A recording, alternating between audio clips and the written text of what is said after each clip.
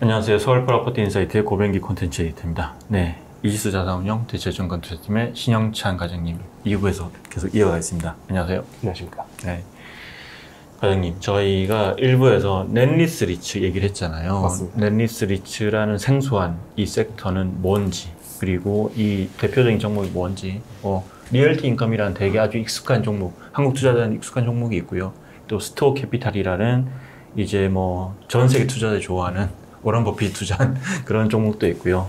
그런 얘기를 했는데 2부에서는 저희가 이제 넷리스 리츠의 장단점 그리고 최근의 흐름을 좀 한번 얘기를 해보려고 해요. 일단 장점 먼저 한번 여쭤볼까요? 넷리스 리츠, 사실 이게 모든 게 밝은 면과 어두운 면이 있잖아요. 네네. 사실 넷리스 리츠 같은 경우에도 장점이 되게 많은데 이 장점이 다 단점이랑 연결이 되어 있기 때문에 네네네. 같이 약간 페어로 말씀드려도 네. 될 것 같고 일단은 뭐 하나씩 말씀을 드리겠습니다. 네. 일단 첫 번째 장점이라고 하면 대부분의 비용을 이제 임차인이 지급하잖아요. 네네. 그렇기 때문에 회사 입장에서 이제 이익 트렌드가 어떻게 될지, 우리가 언제 얼마의 이익이 들어올지, 얼마의 임대료가 들어올지 이게 굉장히 좀 파악이 쉽습니다. 예측 가능성이 높다. 네. 회사 입장에서도 이제 투자자 입장에서도 이제 대부분의 비용 자체가 이제 리츠에서 발생하지 않기 때문에 굉장히 이 추정이 상대적으로 용이하다. 그리고 특히 다른 리츠들 대비해서도 굉장히 파악하기가 쉽기 때문에 그래서 아까 처음에 말씀 주셨듯이 월배당 구조로 가기가 굉장히 적합한 리츠라고 볼 수 있고요. 어떤 면에서는 보면 사실은 어떤 투자 성향에 따라서 되게 재미없는 리츠가 될 수 있겠어요. 맞습니다. 네. 네, 그렇기 때문에 사실 여기에서 매월 배당을 주면서도 그 매월 배당을 조금씩 높일 수 있는 그런 이유 자체도 이 임대료 상승하는 부분이 1년에 뭐 한 어느 정도 된다라고 네네. 했을 때 그 부분을 그대로 배당으로 줄 수 있기 때문에 좀 이런 어떻게 보면 긍정적인 선순환 구조죠. 이제 그쵸. 투자자 입장에서는 그런 구조를 만들 수 있기도 합니다. 그리고 이제 두 번째 장점이라고 하면은 네. 자산 다변화라고 좀 말씀을 드릴 수 있을 것 같은데 리얼티 인컴이 들고 있는 자산의 개수가 10,000개가 넘습니다. 11,000개를 가지고 있어요. 투자자가 하나하나 구분은 그러니까 분석은 절대 못할 거고. 네. 그래서 사실 네. 이제 개별 자산을 좀 더 보고 투자를 하겠다라고 하시는 분들한테는 내가 저 11,000개를 어떻게 다 봐. 이렇게 좀 안 좋은 시각을 남기실 수도 있을 것 같은데 어쨌든 리얼티 인컴은 네. 이제 그 넷리스 리츠 전체 시가총액의 한 3분의 1을 차지할 맞습니다. 정도 큰 리츠잖아요. 그래서 이제 10,000개가 있는데 다른 넷리스 리츠들도 그렇게 자산이 많은 거예요.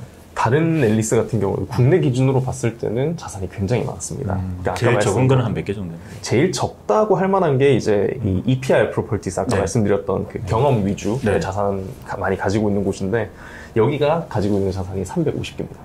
아, 네. 저희가 이제 뭐 코란코 에너지 플러스 리츠 네. 180 몇 개였죠. 네, 맞습니다. 원래 187개로 네. 상장했다가 네. 지금 이제 170개 그쵸. 보유하고 네. 국내에서 제일 많이 보유하고 있는데 네. 그래서 아까 말씀드렸던 코람코 에너지 리츠의 롤모델 게티 리얼티 같은 경우에도 자산이 1,000개입니다. 미국 전역으로 1,000개 네, 네, 보유를 네. 하고 있고 이제 포스탈 아까 말씀드렸던 우체국. 네. 그 리츠도 1,040개 가지고 있고요. 맞네요.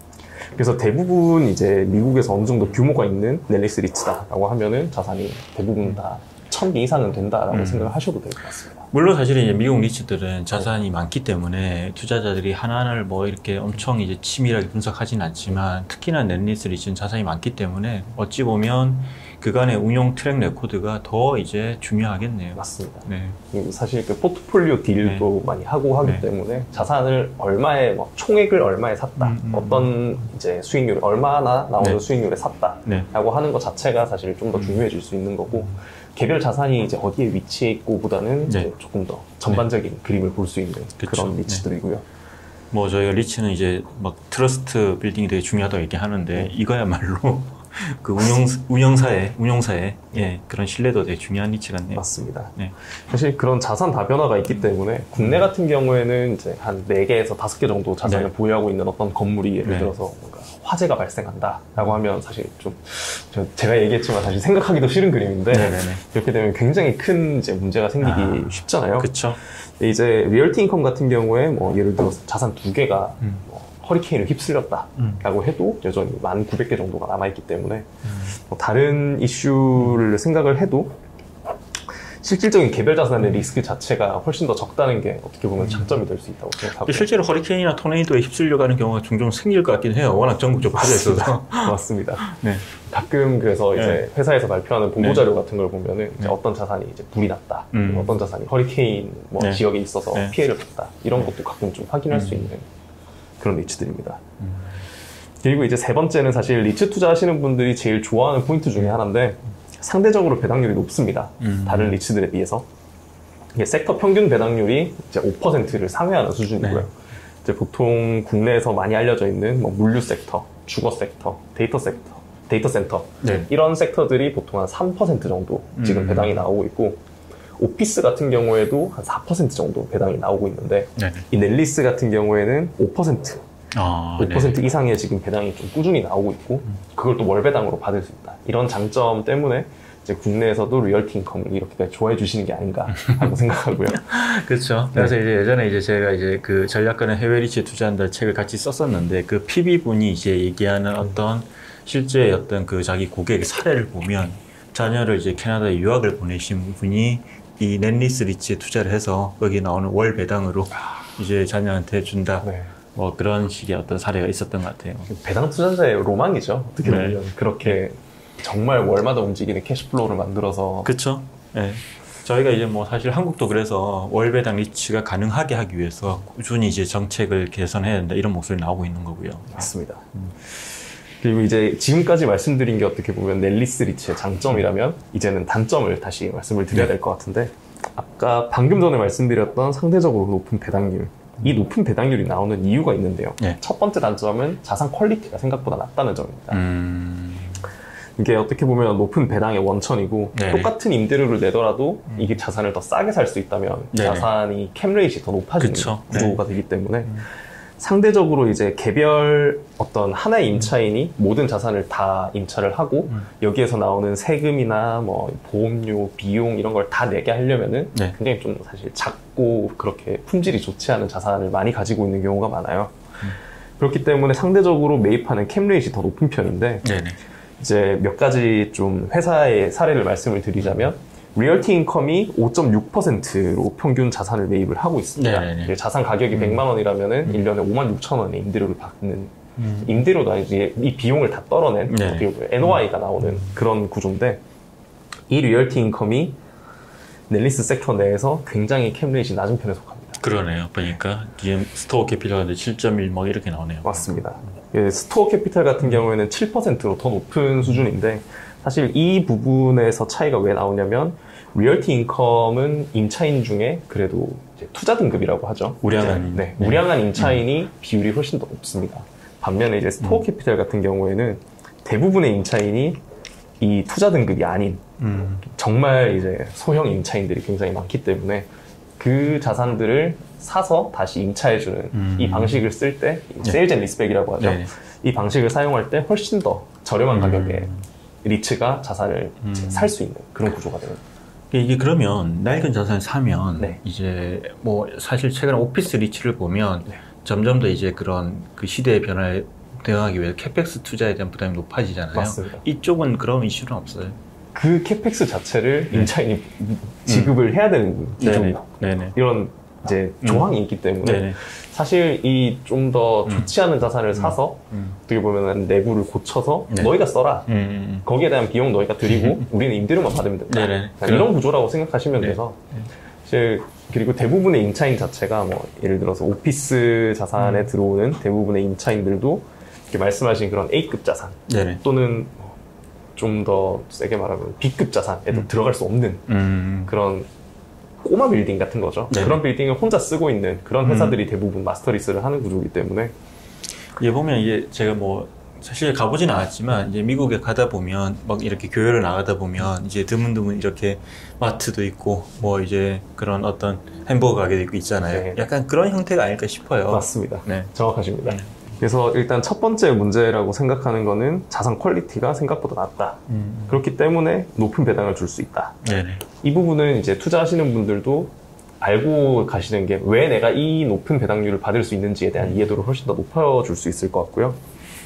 두 번째 문제는 금리에 대한 민감도가 이론적으로 이론적으로, 실질적으로 굉장히 금리에 대한 민감도가 높습니다. 네네. 왜냐면은 임대료 상승률이 굉장히 낮아요.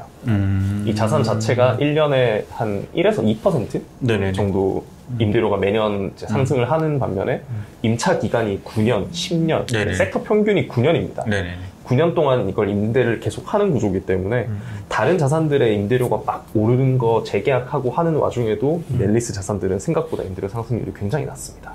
이 부분은 그럼 지금 되게 이슈가 될 수 있겠네요. 맞습니다. 그래서 사실 최근에 좀 저도 걱정을 많이 하고 있었는데 네네. 그 부분에 대해서는 조금 더 이따가 말씀을 드리고 네. 이 금리 민감도 자체가 자금을 조달을 해서 자산을 매입하고 네. 그리고 이 스프레드를 네. 노리는 거죠. 네. 이 자산을 사는데 들어갔던 조달금리와 여기서 받고 있는 네. 이 NOI 일드가 어떤 게 더 높느냐. 그렇죠. 그리고 이 높은 만큼을 리츠가 수취하는 구조이기 때문에 이 스프레드가 줄어들 때 데미지가 굉장히 클 수 있습니다. 네네.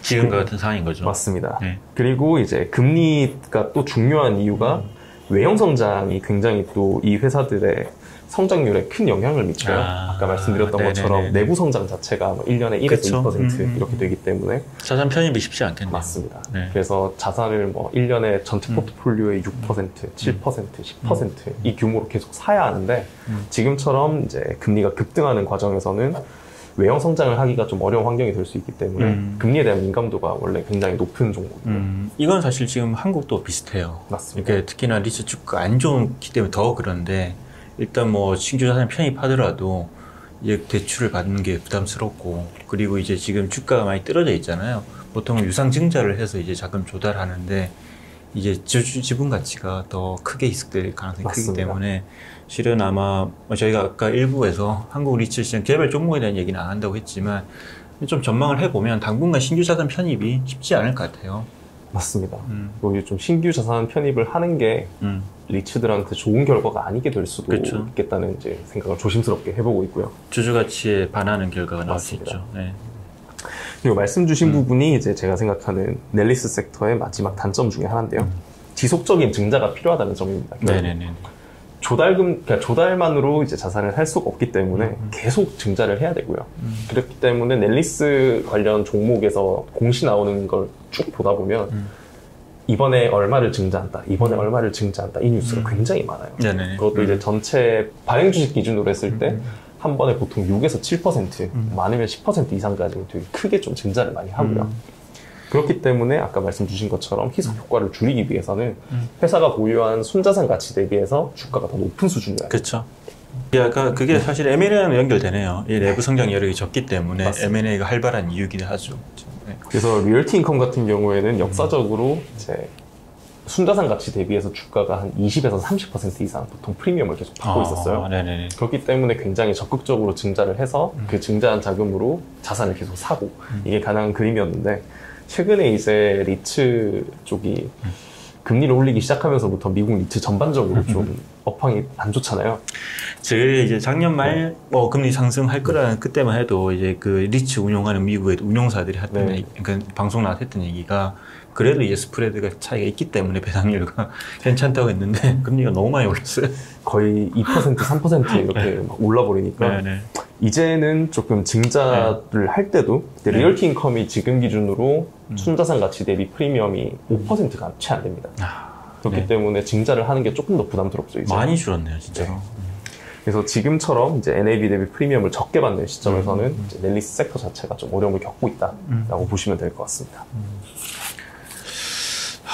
근데 이제 장단점의 얘기를 듣다 보니까 저희가 일부에서 ETF 소개를 하면서 이제 미국 경제에 대한 어떤 이스포자 큰 그 ETF라고 얘기했는데 듣다 보니까 이게 저희가 생각하는 이제 미국의 어떤 라이프 스타일이 참 많이 반영된 리츠라는 생각이 들어요. 맞습니다. 네, 그러면 우리도 그렇지만 어쨌든 미국의 아메리칸 라이프 스타일이라는 게 계속 변할 거잖아요. 맞습니다. 그런 어떤 거시적인 변화에 영향은 없나요? 거시적인 변화라고 하면 사실 이제 리테일 쪽에서 아니면 레스토랑 쪽에서 그런 게 좀 나올 수 있을 것 같은데 결국은 뭐 이커머스가 더 도입되면은 사람들이 뭐 달러 스토어를 덜 갈 수도 있고 월그린스를 덜 갈 수도 있고 뭐 그런 뭐 외식을 많이 줄이고 집에서 시켜 먹고 이런 구조가 될 수도 있지만 사실 국내에서는 이미 많이 벌어진 그쵸. 일이죠. 네네. 쿠팡과 네. 뭐 여러 이제 배달앱 등 이제 이렇게 좀 많이 커지면서 겪고 있는 상황인데 이게 미국에서도 과연 똑같이 될 수 있겠느냐 하면은 저는 뭐 그렇게 생각은 안 해요, 사실. 그럼 이런 점은 어때요? 이게 이 미국에도 보면 인구가 되게 크게 이동하고 있잖아요. 남부 쪽으로. 맞습니다. 그러면 이게 결국은 뭐 지금 현재 포트폴리오 기준으로 보면 어떤 지역별로 이제 포트폴리오 비중이 있을 텐데 당연히 이제 인구가 많이 유입되는 쪽에 자산이 많거나 그런 게 유리할 거고 또 어찌 보면 그에 맞춰서 또 자산의 어떤 리밸런싱을 할 수도 있을 것 같거든요. 맞습니다. 그런 현상이 나타나나요? 그런 현상은 계속 나타날 것 같아요. 사실 지금도 어떻게 보면 매년 아니면 매 분기 실적 발표를 할 때마다 이번 분기에는 뭐 어디 지역에 대충 그러니까 어떤 지역쯤에 위치한 자산 26개를 사고 이제 임차인이 나가서 공실이 된 자산 7개를 팔았다. 이런 식으로 매번 뉴스가 나오거든요. 그러면 결국은 이 리밸런싱 과정 자체가 본인들이 판단을 했을 때 좀 더 앞으로 성장할 가능성이 있고 좀 더 견조하게 우리가 10년간의 임차를 유지할 수 있는 이런 자산들을 계속 사는 과정이기 때문에 말씀하신 것처럼 사실 라이프스타일이 계속 반영되고 이제 보유하고 있는 자산 비중도 바뀌고 하지 않을까 그런 게 계속 이어질 것 같습니다. 이 넷리스 리츠 중에 해외 투자하는 리츠도 있지 않나요? 맞습니다. 네, 제가 예전에 본 것 같은데. 네. 사실 또 리얼티 인컴이 나오게 되는데 리얼티 인컴이 지금 유럽 네. 지역이나 네. 영국, 뭐 유럽 쪽 이쪽에도 거의 자산 전체 20% 가까이가 투자가 되고 있고 언제부터 하기 시작한 거예요?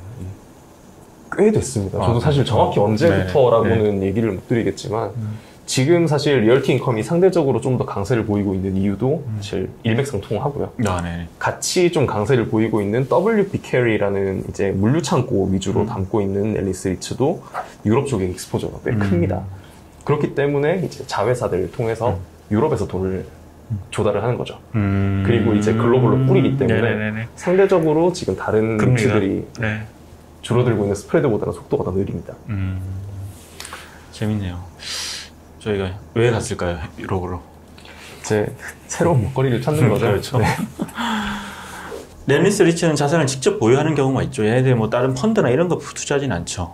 펀드에 투자하기보다는 이제 WP 캐리, 방금 말씀드렸던 WP 캐리 같은 종목이 일종의 운용사 역할을 하고 있는 펀드가 있긴 해요. 네네네. 근데 사실 이것도 지금 3-4개 정도 있었는데 2개 정도를 그냥 내부화를 시켜버렸고 인수를 해서 이번에도 하나 다시 인수를 하는 거를 준비를 하고 있습니다.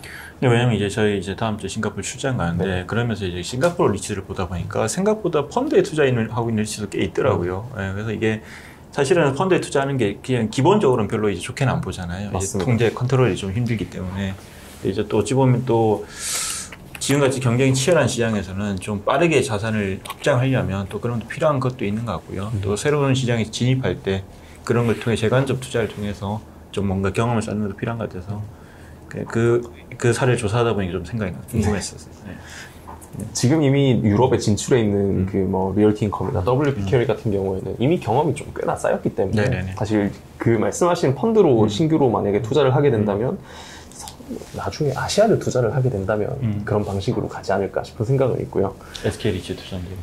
괜찮은 방법일 수 있습니다. 네, 이제 요즘에 좀 어제 넷리스 전반적인 작년부터 올해까지 좀 특징 같은 게 있을까요? 시장의 흐름 같은 게?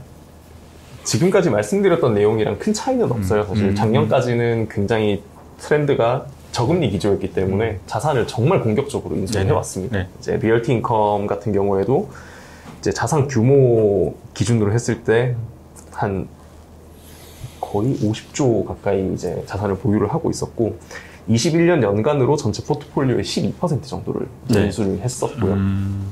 이제 상대적으로 사이즈가 좀 더 작은 이제 스피릿 리얼티라는 회사나 이제 버핏의 종목, 이제 스토어 캐피탈 같은 경우에는 전체 자산 대비해서 뭐 10에서 14%까지 크게 좀 자산 인수를 많이 했었습니다.